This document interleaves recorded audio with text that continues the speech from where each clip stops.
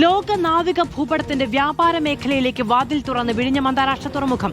മുഖ്യമന്ത്രി V D Satheesan Exim പ്രവർത്തനത്തിന്റെ flag off നിർവഹിച്ചു.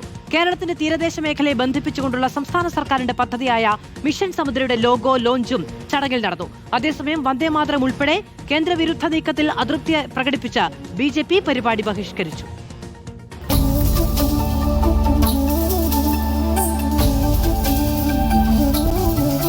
നിലമേൽ ഫുഡ് പ്രോഡക്ട്സിന്റെ കണ്ടെയ്നർ മുഖ്യമന്ത്രി ഫ്ളാഗ് ഓഫ് ചെയ്തതോടെ വിഴിഞ്ഞം തുറമുഖത്തു നിന്നുള്ള ആദ്യ കണ്ടെയ്നർ യൂറോപ്പിലേക്ക് കപ്പൽ കയറുകയാണ്. ഇനി കരമാർഗം വിഴിഞ്ഞം ദക്ഷിണേന്ത്യയെ തൊടും. 10 വർഷമെടുത്തിട്ടും റോഡ് റെയിൽ കണക്ടിവിറ്റി പൂർത്തിയാക്കാൻ കഴിയാത്തത് വിഴിഞ്ഞം തുറമുഖത്തെ പിന്നോട്ടാക്കിയെന്ന് വിമർശിച്ച് മുഖ്യമന്ത്രി. ഞാൻ ഓർക്കുന്നു, റോഡ് കണക്ടിവിറ്റിയും റെയിൽ കണക്ടിവിറ്റിയും കൂടി കഴിഞ്ഞ 10 വർഷം കൊണ്ട് ചെയ്തു തീർക്കുമായിരുന്നുവെങ്കിൽ ഇന്ന് ഈ പോർട്ടിന്റെ കിട്ടുന്ന ഗുണത്തിന്റെ 100 ഇരട്ടിയായിരുന്നേനെ ഇപ്പോൾ ഇതിന്റെ കിട്ടുന്നതിന്റെ നേട്ടം. വൈകിപ്പോയി. തീരദേശങ്ങളെ പരസ്പരം ബന്ധിപ്പിക്കുന്ന സംസ്ഥാന സർക്കാരിന്റെ പദ്ധതിയായ മിഷൻ സമുദ്രയുടെ ഔദ്യോഗിക ലോഞ്ചിങ്ങും ചടങ്ങിൽ നടന്നു. മിഷൻ സമുദ്ര